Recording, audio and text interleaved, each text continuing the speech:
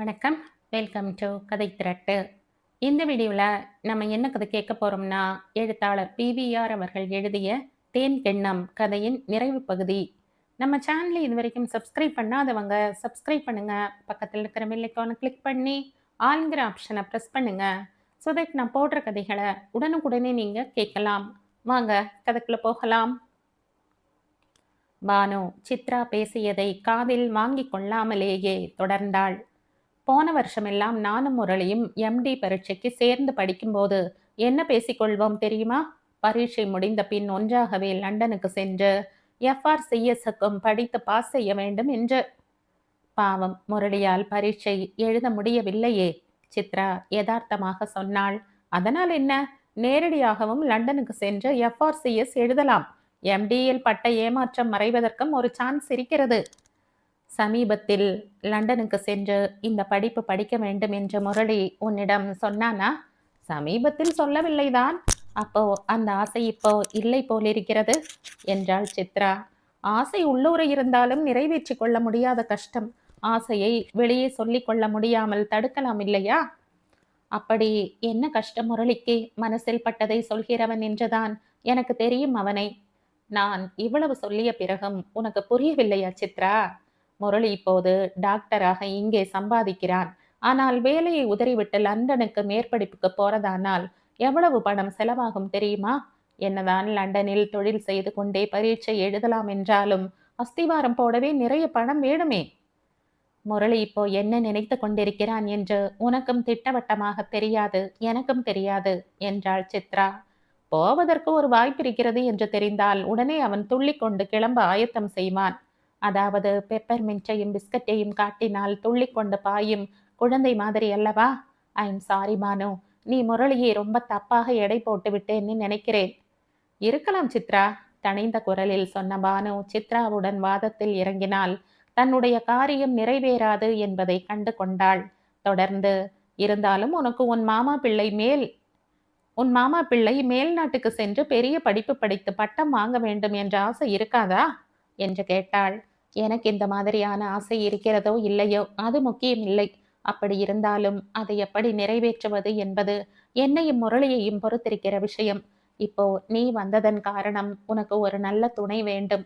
முரளி வந்தால் உன் அம்மாவுக்கு திருப்தியாக இருக்கும். உன் ஆசையும் நிறைவேறும், அவ்வளவுதானே?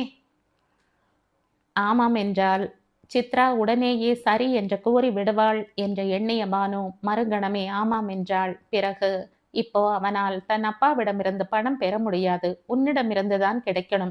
நீ கொடுத்தால்தான் அவன் போக முடியும் என்றாள்.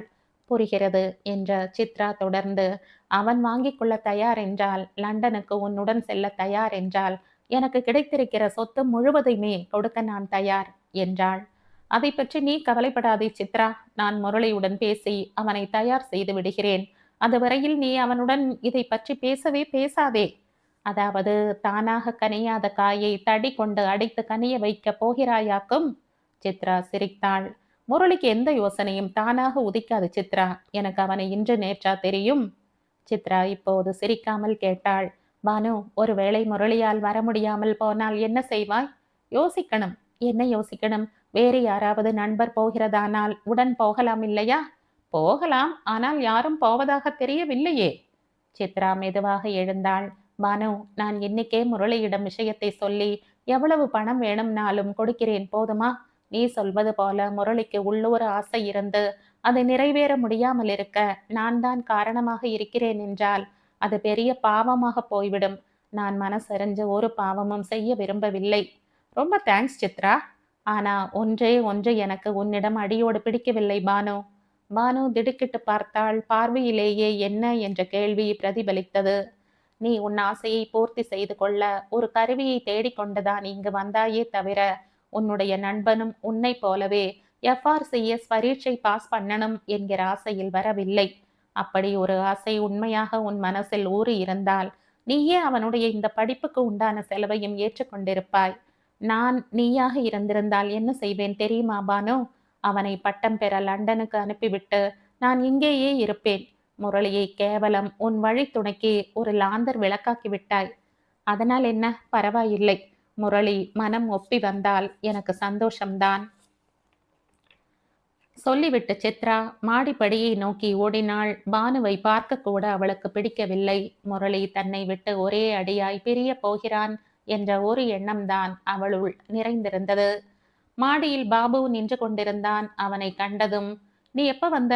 நான் பார்க்கவே இல்லையே" என்று கேட்டாள் சித்ரா. போர்டிகோவில் பானுவின் கார் நின்று கொண்டிருந்ததை பார்த்தேன். அவளை கண்டால் எனக்கு எரிச்சல் பிறக்கும். அதை தவிர்க்க பின்பக்கமாக வந்தேன். ஏன் எரிச்சல்? அவள் ஒரு பெரிய காரியவாதி. பாபு, இந்த விஷயத்தில் நீயும் நானும் ஒண்ணு. சித்ரா, எனக்கு பம்பாய்க்கு டிரான்ஸ்ஃபர் ஆயிடுத்தோ. 300 ரூபாய் அதிக சம்பளம். Very good. சங்கரன் ட்ரிப்ளிகேனில் இருந்து இங்கே வந்தான். நீ இப்போ பம்பாய் போகிற. FRCS படிக்க பானுவுடன் முரளி லண்டனுக்கு போகிறான். நான் எங்கே போகப் போகிறேன் தெரியுமா? தெரியும். முரளி இல்லாத இடத்தில் உன்னால் இருக்க முடியாது. நீ பழையபடி மடத்து குளத்துக்குத்தான் போகணும். திடீரென்று சித்ராவின் கண்கள் கனத்தன. ஆமாம் என்று கத்த முயன்றாள், தன் நெஞ்சின் கனத்தை காட்டக்கூடாது என்று. ஆனால் வார்த்தை ஒரு கேவலின் ஒலியில்தான் வெளிவந்தது. பானு சென்ற பின் சித்ரா வீட்டின் உள்ளேயே அலைய ஆரம்பித்தாள். எல்லா அறைகளிலும் வெளிச்சம் இருந்தும் அவளை சுற்றி இருள் கவ்வி பரவி விட்டானதோர் உணர்ச்சி அவளுள் பிறந்தது. பானுவை நினைத்து அழுவதா சிரிப்பதா என்று கூட அவளுக்கு தெரியவில்லை. தன்னுடைய சுயநலம் காரணமாகத்தான் முரளி மேற்படிப்புக்கு லண்டன் வர வேண்டும் என்று பானு நினைக்கிறாள் என்பது சித்ராவுக்கு தெளிவாக புரிந்தாலும், முரளி தன்னை விட்டு ஒரே அடியாய் பிரிந்து செல்ல போகிறான் என்ற எண்ணம் அவளுடைய இதயத்தையே பிழிந்தது. ஹாலுக்குள் வந்தபோது சித்ராவின் உடல் தானாக சோஃபாவில் விழுந்தது. அவள் எதற்காக, யாருக்காக மடத்து குளத்தை உதறிவிட்டு சென்னைக்கு வந்தாள்? வேலையில் சேர வந்தவள் எதை நம்பி, யாரை நம்பி வேலையில் சேராமல் மாமாவின் வீட்டிலேயே தங்கினாள்? நாதியற்ற அவளுக்கு மாமா கிடைக்க முடியாத ஒரு நாதி என்றா, அல்லது முரளி வாழ்க்கைக்கே நாதன் என்றா? இந்த எண்ணங்கள் ஊக்குவித்துத்தான் அவள் அந்த வீட்டில் தங்கினாள் என்றாள். அவளை விட பெரிய பைத்தியக்காரி யாரும் இருக்க முடியாது. அம்மா மறைந்து பெரியம்மா போய் அப்பாவும் மண்ணோடு மண்ணாகிவிட்ட பிறகு அவளுடைய அனாதை தன்மை தாலி கட்டிய புருஷன் மூலமாகத்தான் மறைய முடியும். என்னதான் மாமா பாய்ந்து வந்து சொத்தையெல்லாம் அவள் மீது எழுதி வைத்தாலும் அவர் தன்னுடைய பிராயச்சித்தத்தை தீர்த்து கொள்ள அவளை கருவியாக கொள்கிறார் என்ற உண்மைதான் நிலைக்குமே தவிர அவளுடைய ஏகாந்த கோலம் மறையாது. மாமாவும் மாமியும் வழி பிரயாணத்தில் ஓய்வெடுக்க நிழல் தரும் மரங்களே தவிர என்றென்றும் பசி தீர்க்கும் கனி மரங்கள் அல்ல.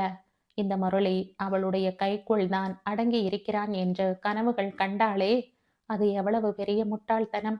பெரியம்மாவை மடி மீது வைத்து கொண்டு அவளுடைய உயிர் பிரியும் கட்டத்தில் அவளுடைய ஆத்மாவுக்கு திருப்தியும் மகிழ்ச்சியும் அளிக்கும் வகையில், நான் முரளியை கல்யாணம் செய்து கொள்ளப் போகிறேன் பெரியம்மா என்றாளே, அந்த வார்த்தைகள் அவளுடைய இதயத்தில் இருந்தா வெளிவந்தன? இல்லை, அவளுடைய அகந்தையில் இருந்து, அறிவு அந்த நிலையில் இருந்து வந்தவை.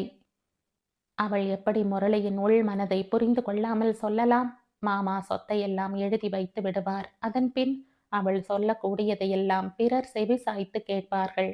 முரளியும் அவளை தவிர வேறு யாரையும் கல்யாணம் செய்து கொள்ள மாட்டான் என்றெல்லாம் அவள் எண்ணினாள்.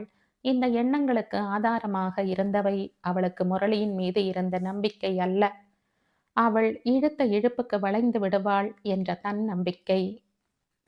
திடீரென்று பானு கண்முன் தோன்றினாள். அவள் ஒரு டாக்டர், முரளி ஒரு டாக்டர்.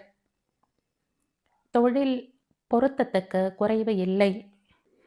இருவரும் லண்டன் போனால் அவர்களுடைய சிநேகிதம் எப்படி வளரும்? எதில் போய் முடியும்? முரளி திரும்பி வருகையில் சித்ராவுக்காகவா வருவான்? மாட்டான். சித்ரா தூர நின்று வேடிக்கை பார்க்கத்தான் பிறந்திருக்கிறாள், எதையும் அனுபவிக்க அல்ல. ஹலோ சித்ரா, தூங்குறையா? குரல் முரளியின் குரல் அல்ல என்று தெரிந்தும் தலை நிமிரவில்லை. முரளியின் குரல் என்று தெரிந்தும் சித்ரா தலை நிமிரவில்லை. அவள் அருகே வந்த முரளி அவளுடைய தாடையை தொட்டு முகத்தை நிமிர்த்தினான். சித்ரா ஏறிட்டு பார்த்தாள். ஏன் சித்ரா, உன் கண் கலங்கி இருக்கு? அழுது கொண்டிருக்கிறாயா? சித்ரா பொன்முறுவலித்தாள். இந்த சித்ரா சின்ன சின்ன விஷயங்களுக்குத்தான் அழுவாள். குழந்தை மாதிரி. பெரிய பெரிய துக்கங்களுக்கும் சங்கடங்களுக்கும் அழமாட்டாள். That's very good. நீ எப்போதும் குழந்தைதான். பானு வந்திருந்தாள். தெரியும். சந்தித்தாயா? ஆமாம், புது போஸ்ட்மேன் அட்ரஸ் தேடுற மாதிரி யார் யார் மேற்படிப்புக்கு லண்டன் போகிறார்கள் என்று தேடி அலைந்து கொண்டிருக்கிறாள். என்ன சொன்னாள்? ஆள் கிடைத்து விட்டது என்றாள். ஒரு கணம் சித்ரா நிமிர்ந்து உட்கார்ந்தாள். அதை கண்டது முரளி, ஏன் துள்ளற என்று கேட்டான். நான் ஒன்னும் துள்ளலை. யாராம் அந்த ஆள்? முதுகெலும்பில்லாத ஒருவன், ஒரு கோழை என்ற முரளி. சித்ரா, நீ உன் வயதுக்கு மீறி, அனுபவத்துக்கு மீறி அவளுக்கு வாக்குறுதி அளித்து விட்டாய் என்றான். நீ எஃப்ஆர்சிஎஸ் பாஸ் பண்ணினால் எல்லோருக்கும் ரொம்ப பெருமைதானே. மாமா சந்தோஷப்படுவார். உனக்கு? எனக்கு பெரிய வியாதியா வந்தால் உன்னிடம் உடம்பை காட்ட வருவேன். அப்போது அது எத்தனையோ உடம்புகளில் ஒன்றுதான் சித்ரா. பானுவுக்கு இப்போ தேவைப்படுறதும் இந்த உடம்புதான். ஒரு சிநேகிதனுடைய வழித்துணைக்கு நான் ஒரு கை விளக்கு, அவ்வளவுதான். பிரயாணத்துக்கு ஆரம்பித்த கை விளக்கு நாளடைவில் பிரகாசம் அதிகமாகி வாழ்க்கையில் ஒளி விளக்காகி விடலாம் முரளி. நீ சொல்றது கரெக்ட். ஆனா என்னை கேட்காமல் என்னையே கை விளக்காக அனுப்ப யாருக்கும் உரிமை இல்லை சித்ரா. நீ என்ன சொல்ற முரளி? உனக்கு இன்னும் புரியவில்லை என்றால், சித்ரா, நான் உன் மூளையைத்தான் இப்போ டெஸ்ட் பண்ணணும். டாக்டர் என்கிற முறையில் செய்வதா, மனுஷன் என்ற முறையில் செய்வதா என்றுதான் யோசிக்கிறேன். எப்படி வேணும்னாலும் டெஸ்ட் பண்ணு. ஆனா அதை நீ லண்டனுக்கு போய் வந்த பிறகு வைத்துக்கொள். இப்போது சொல், பானு என்ன சொன்னாள்? இங்கே நடந்தது எல்லாம் சொன்னாள். உனக்கு பாலாபிஷேகமும் தேனாபிஷேகமும் செய்ய வேண்டுமாம். Chitra, you are a big fool. Chitra சிரித்தாள். You are correct Murali. நீ இங்கிலீஷிலே பதில் சொல்லிவிட்டால் கெட்டிக்காரி ஆகி விடுவாயா? நான் லண்டனுக்கு போய்விட்டால் நீ இங்கே என்ன செய்வாய் என்பதை ஒரு கணமாவது யோசனை செய்து பார்த்தாயா? இங்கே இருக்கவே மாட்டேன். நான் பிறந்து வளர்ந்த மடத்து குளத்துக்கு போய்விடுவேன். பெரியம்மாவைப் போல என் நிழல் எனக்கு துணை என்று வாழ ஆரம்பித்து விடுவேன். நீ வாழ மாட்டாய் சித்ரா. தினம் தினம் உன்னை நீயே தின்று கொண்டு மடிந்து போவாய். பானு சொன்னதில் இருந்து வெகு நேரம் அவளுடன் பேசிக் கொண்டிருந்திருக்கிறாய் என்று தெரிந்தது. ஆமாம், வெகு நேரம்தான் பேசிக் கொண்டிருந்தேன். நானாக இருந்தால் முரளிக்கு லண்டன் போக விருப்பம் இல்லை என்று சொல்லி அனுப்பியிருப்பேன். உன் விருப்பம் என்னன்னு தெரியாது. அப்போ எப்படி அவளுக்கு வாக்கு கொடுத்த? ஒரு வாய்ப்பு கிடைத்தால், விருப்பம் இல்லாவிட்டால் அது பிறக்கும் என்ற நம்பிக்கையில். அவளிடம் பணம் கிடையாது என்று சொல்றதுதானே? அது பொய். பொய்யா? என்னிடம் ஏது பணம்? மாமி கிட்ட இருக்கிறது. அது உன்னுடையது. என்னுடையதாக இருந்தால் என்ன முரளி? அதுவும் உன் பணம் தானே. ஓ, இப்ப மட்டும் உரிமை கொண்டாட தெரிகிறதாக்கும்.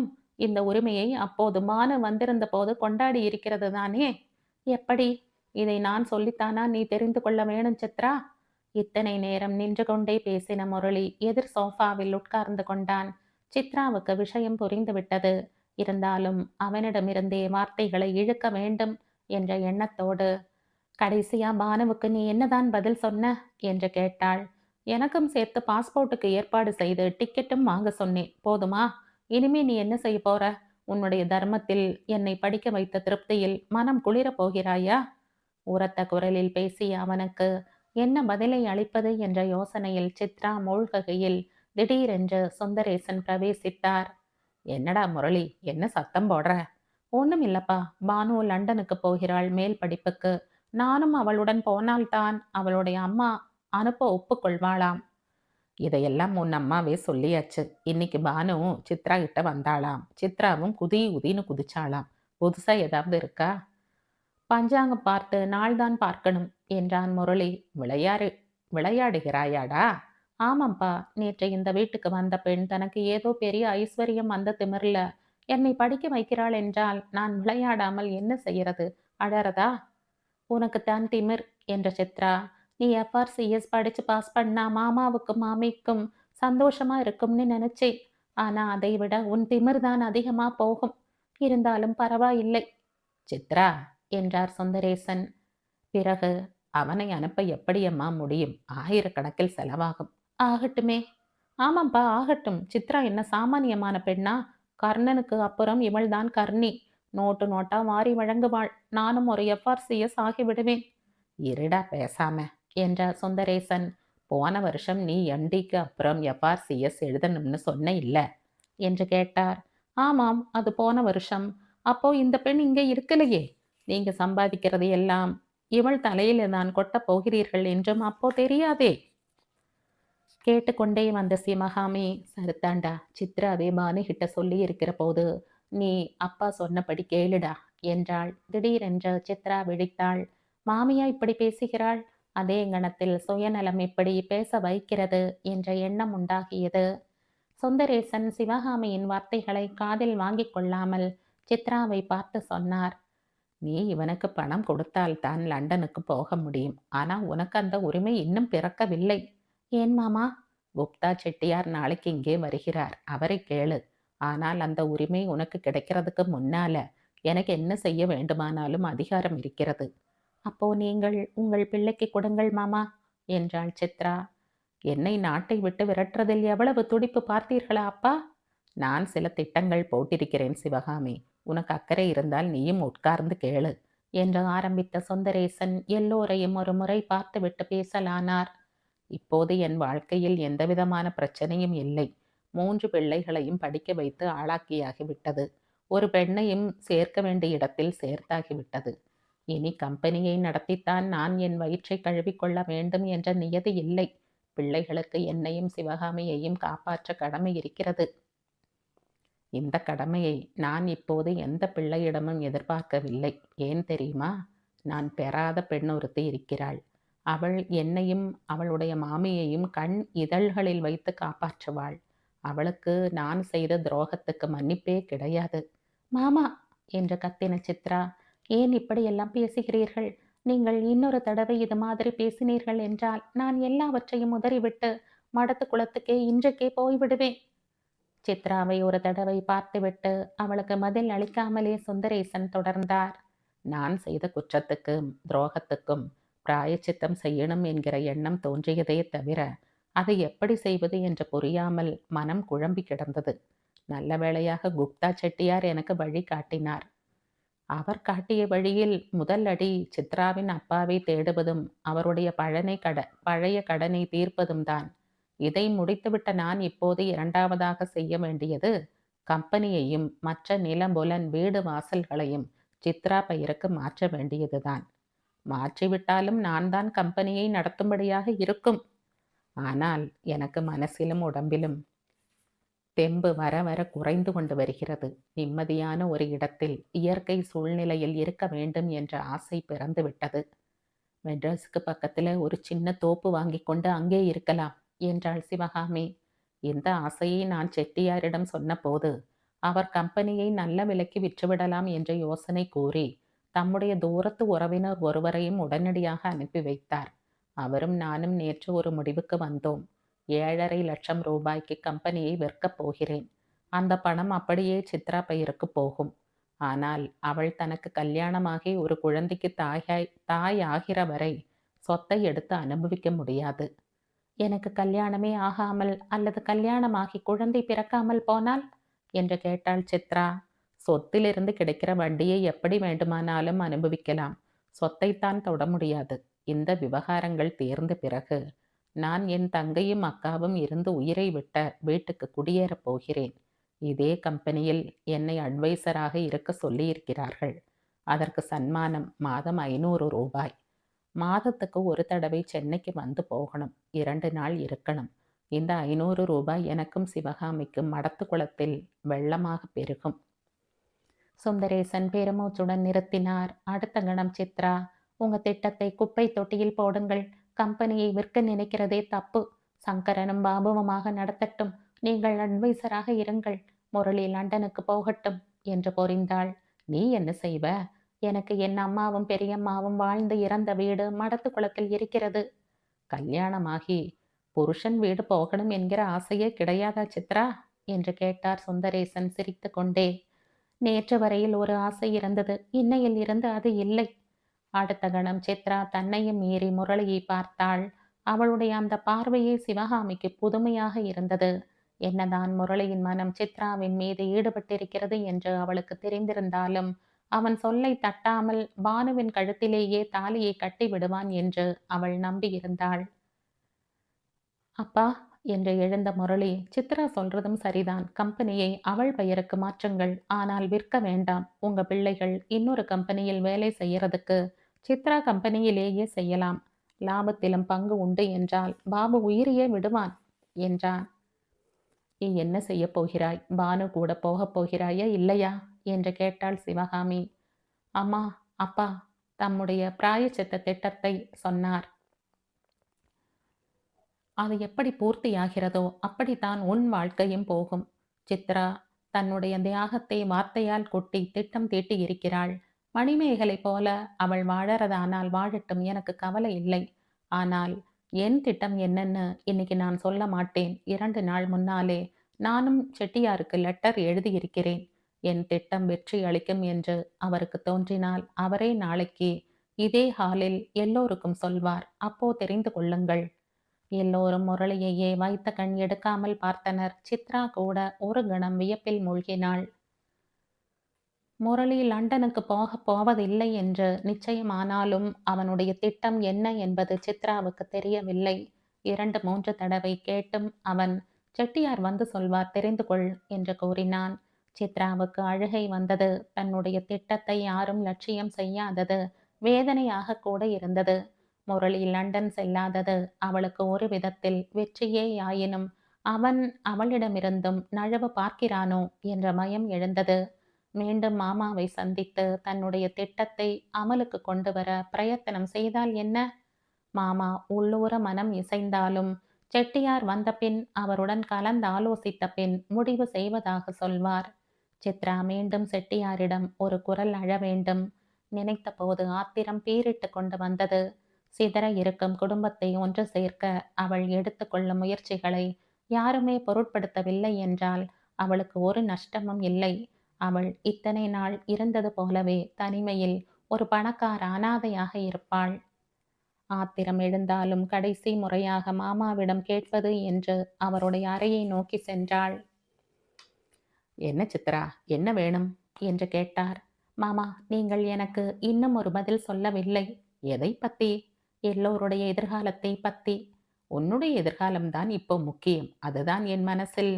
அது உங்கள் மனசில் அல்லல்பட வேண்டாம் என்று இடைமறித்த சித்ரா, என்னுடைய திட்டத்தை நீங்கள் ஏற்றுக்கொண்டாக வேண்டும். அம்மாவும் அப்பாவும் இல்லாத எனக்கு நீங்களும் மாமியும் தான் எல்லாம். சுந்தரேசன் ஒரு தடவை சித்ராவை கூர்ந்து கவனித்தார். அவளுடைய கண்கள் கரித்தன. இனிமேல் உன் சொத்தை வைத்துக்கொண்டு நான் விளையாட மாட்டேன் சித்ரா. மறுபடியும் மறுபடியும் ஒரே பல்லவியை பாடாதீர்கள். கம்பெனியை விற்க வேண்டாம். மாமியின் மனசு ஒடிஞ்சு போயிடும். அது ஏற்கனவே ஒடிஞ்சாயிடுத்து. ஆனா வாங்க போறவர் என்னையே அட்வைசராக வைத்து கொள்ளப் போகிறார். மாசம் 2 நாள் வந்து போனால் போதும். 1000 ரூபாய் சன்மானம். ஐயோ, இது எத்தனை நாளுக்கு மாமா? சங்கரன் நல்ல வேலையில் இருக்கிறான். பாபு தன் தொழிலில் கெட்டிக்காரன். 2 பேரும் நடத்தட்டும். நீங்கள் அட்வைசராக இருங்கள். முரளி, அவன் டாக்டர். அவனை கம்பெனிக்கு இழுக்க முடியாது. அவன் வேறு ஏதோ திட்டம் போட்டிருக்கிறானாம். எப்படியோ போகட்டும். நீ ஏன் வெறுத்து கொள்ற? அவன் லண்டனுக்கு போகாததுக்கு காரணம் யார் தெரியுமா? மாமாவை பார்த்து கொண்டே அவள் பதில் சொன்னாள். தெரியும், நான் தான். அது கிடக்கட்டும். நீங்கள் இப்ப என்ன சொல்கிறீர்கள்?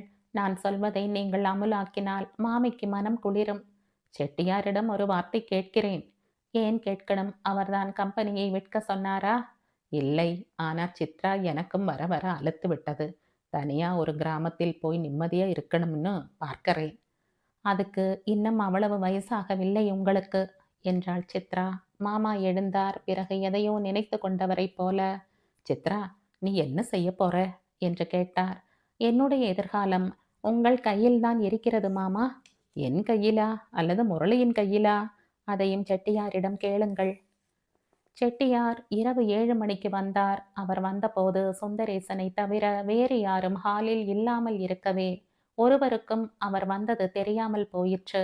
செட்டியாரும் சுந்தரேசனும் பேசலானார்கள். சித்ராவின் திட்டத்தை பற்றி அவர் சொன்னபோது செட்டியார், நல்ல திட்டம்தான் சுந்தரேசன். ஆனால் செல்ல பிள்ளைங்க. ஆனா 2 பிள்ளைங்க நல்லா நடத்த வேணுமே என்றார். சுந்தரேசனுடைய திட்டம் கம்பெனியை விற்று பணத்தை சித்ரா பெயருக்கு எழுதி வைக்கும் திட்டம் தேவையற்றதாகவே பட்டது அவருக்கு. என்னால இனிமேலும் நடத்த முடியும்னு தோணலையே என்றார் சுந்தரேசன். இனிமேல்தான் நீங்க முனைஞ்சு நடத்தணும். இத்தனை காலமாக சுயநலத்துக்காக பாடுபட்டீங்க. இனிமேல் சித்ராவுக்காக பாடுபடணும். அதில் தான் உங்க பிராயச்சித்தத்தின் வெற்றியே இருக்கு.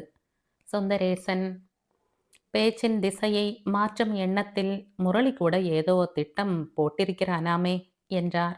உண்மையிலேயே அது விஷயமாகத்தான் நான் இப்போ வந்திருக்கிறேன். என்ன திட்டம் அது? மடத்து குளத்தில் டாக்டர் வசதி போராது. அக்கம் பக்கத்தில் தோ அநேக கிராமங்கள் இருக்கு. நல்ல முறையில் ஒரு கிளினிக் கட்டி கிராமத்தில் தொழில் நடத்தினால் என்ன என்று கேட்டிருந்தான். நான் அதற்காக 50,000 செலவழிக்கலாம்னு முடிவு செய்திருக்கிறேன். இன்னும் பணம் கிடைச்சா ஒரு சின்ன ஆஸ்பத்திரியே கட்டி ஆபரேஷன் தியேட்டர் கூட வைக்கலாம். சுந்தரேசன் ஒரு கணம் அயர்ந்து போனார். இதனால் தான் முரளி லண்டனுக்கு போக மறுத்தானா? தம்பியின் லெட்டரை படித்ததும் எனக்கு கிராமங்கள் தான் கண்முன்னே நின்றது. அவசர கேஸ்கள் எல்லாம் பழனி உடுமலைன்னு ஓட வேண்டிய நிலைமை மாற ஒரு வழி பிறக்குதுன்னு தோணித்து. ஆனா இந்த திட்டம் முரளி மனசுல உதிச்சதுதான் ஆச்சரியம். நல்ல திட்டம்தான் என்று முணுமுணுத்தார் சுந்தரேசன். ஒரு விதத்துல சித்ராவின் அம்மாவின் ஆத்மாவும் திருப்தி அடையும். அவள் வாழ்ந்த வீட்டிலேயே பெண்ணும் மருமகனும் வாழ்ந்து நல்ல காரியங்கள் செய்கிறார்கள் என்றால் திருப்தி இருக்காதா? முரளிக்கு சித்ராவை கல்யாணம் செய்து வைக்க கூடாதுன்னு சொன்னீங்களே செட்டியார், அது அன்னிக்கு. ஆனா நீங்க உண்மையிலேயே பிராயச்சித்தம் செய்றீங்கன்னு என் மனசுல பட்டு விட்டது. உங்க பிள்ளைக்கும் லண்டனை விட மடத்துக்குளம் தான் பெருசென்று பட்டு விட்டது. இப்போ நீங்க கம்பெனியை வித்து பணத்தை சித்ரா கிட்ட கொடுத்தாலும் அதை அவள் தனக்காக வைத்து கொள்ள மாட்டாள். எல்லோருக்குமே பகிர்ந்து கொடுத்து விடுவாள். ஏன் ஒரு ஆஸ்பத்திரியை கட்ட முற்படுவாள். ஆனால் அது இப்போதைக்கு அவசரம் இல்லை, அவசியமும் இல்லை. நீங்க சொல்றது சரிதான் செட்டியார். இங்க ஒரு ஏழையா அனாதையா வந்த போதும் அவ மனசுல ஒரு கரையையோ களங்கத்தையோ நான் காணவில்லை. இன்னைக்கு இத்தனை பணமும் தனக்குத்தான் வரப்போகிறதுன்னு தெரிஞ்ச போதும் முகத்துல கூட ஒரு மாறுதல் இல்லை. அவள் ஒரு அலாதி என்றார் சுந்தரேசன். ஆனா உங்களுடைய விசித்திரமான போக்கும் அலாதிதான் சுந்தரேசன். சித்ராவின் மனசை புரிஞ்சு கொண்டதால் தான் உங்க மனசும் மாறித்தோ என்னமோ என்றார் செட்டியார்.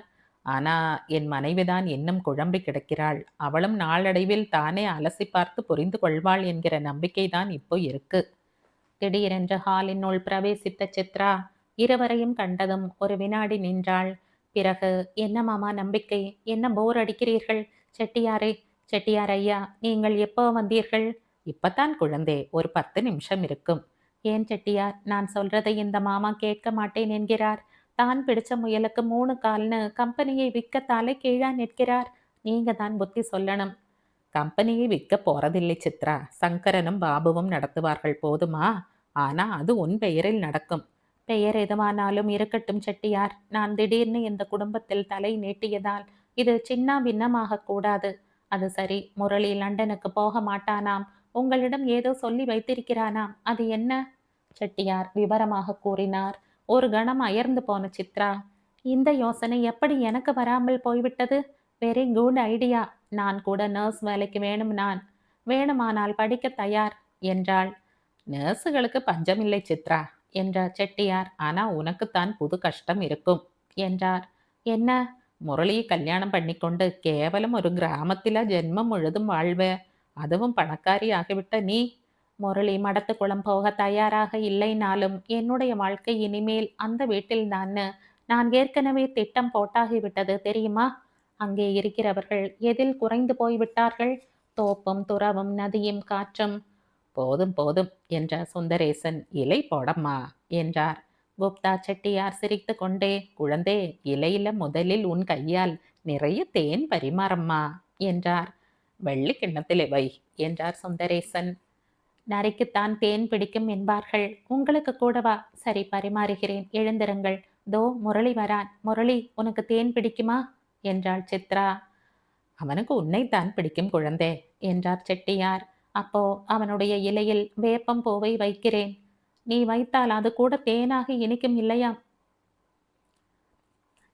செட்டியாரை பார்க்காமல் முரளி சித்ரா பக்கம் திரும்பினான். ஏன் அப்படி பார்க்குற? நீ ஒரு பெரிய அழுத்தல்காரன்னு தெரிஞ்சாச்சு. உன் திட்டத்தை செட்டியாருக்கு எழுதி அனுப்பினாயே, ஏன் என்கிட்ட ஒரு வார்த்தை சொல்லவில்லை? உன்னிடம் சொல்வானேன்? அது என் சொந்த விஷயம். சொல்லிவிட்டால் அது நீ தீட்டிய திட்டம் மாதிரி குதிக்க ஆரம்பித்து விடுவாய். இப்போ குதிக்க மாட்டேனா என்ற சித்ரா சிரித்து கொண்டே உள்ளே போனாள். முரளி, சங்கரன், பாபு எல்லோரையும் சாப்பிட அழைத்து வா குழந்தே என்றார் செட்டியார். முரளி ஹாலை விட்டு வெளியேறியதும், சுந்தரேசன், இன்றைய விருந்தில் இருந்து ஒரு புது சகாப்தம் தொடங்கப் போகிறது இந்த குடும்பத்தில் என்றார். ஆமாம், நானும் வேறொரு பிறவி எடுத்து விட்டேன் என்றார். பக்கத்து அறையில் சித்ரா மாமியுடன் ஏதோ சிரித்து பேசிக் கொண்டிருந்தாள். மாமியின் சிரிப்பொலியும் கேட்டது. சிவகாமியோடு சிரிக்கிறாள் என்றார் சுந்தரேசன். அவளும் மறுபிறவி எடுத்துவிட்டாளோ என்னவோ என்றார் செட்டியார். ரயில் ஓடிக்கொண்டிருந்தது. திடீரென்று சித்ரா கண் விழித்தாள். மற்ற 5 பெர்த்துக்களில் எல்லோருமே நிச்சந்தையாக தூங்கிக் கொண்டிருந்தார்கள். எதிர் பெர்த்தில் மாமி, அதற்கு அருகே கல்யாணி, மேல் தட்டுகளில் சுந்தரேசன், சங்கரன், முரளி, பாபு மட்டும் பக்கத்து பெட்டியில் பாபு முர மேல் தட்டுகளில் சுந்தரேசன், சங்கரன், முரளி. பாபு மட்டும் பக்கத்து பெட்டியில் வருகிறான். கண் விழித்த சித்ரா ஜன்னலின் வழியாக பார்த்தாள். பூரண நிலா தேனாக வழிந்து கொண்டிருந்தது. திடீரென்ற நட்சத்திரங்கள் சில விஸ்வரூபம் எடுத்தன. அம்மாவும் பெரியம்மாவும் நின்றார்கள். அப்பா புன்முறுவலுடன் நின்றார். உருவங்கள் மெல்ல மெல்ல ரயிலை நோக்கி வந்து அவளுடைய பெட்டியின் அருகே நிற்பது போன்ற பிரமை உண்டாயிற்று. அம்மா, பெரியம்மா, வர வெள்ளிக்கிழமை நீங்க இருந்த வீட்டிலேயே எனக்கும் முரளிக்கும் கல்யாணம். அரை தூக்கத்தில், அரை நினைவில், அரை பிரக்ஞையில் சித்ரா கத்தினாள். அவளுடைய குரலின் எதிரொலியே அவளை பூரணமாக தட்டி எழுப்பியது. என்ன சித்ரா பேசின? தலைமாட்டில் இருந்த விளக்கை ஏற்றிய மாமி கேட்டாள். ஒண்ணுமில்ல, அம்மாவும் பெரியம்மாவும் அப்பாவும் வந்தார்கள். தூங்குமா, சொப்பனத்திலே ஏதோ பேத்தி இருக்க. சொப்பனம் இல்ல மாமி, நானும் பேத்தல, நிச்சயமா வந்தார்கள். நீ விளக்கை போட்டதுமே மறைந்து போனார்கள் என்றாள் சித்ரா. தூங்கு சித்ரா, தூங்கு, மனசு அலட்டிக்காத. சரி மாமி. மாமி விளக்கை அணைத்தாள். சித்ரா உட்கார்ந்து கொண்டே பொழுதை போக்கினாள். அம்மாவும் பெரியம்மாவும் அப்பாவும் உடன் வருவதான பிரம்மை மட்டும் அகலவே இல்லை.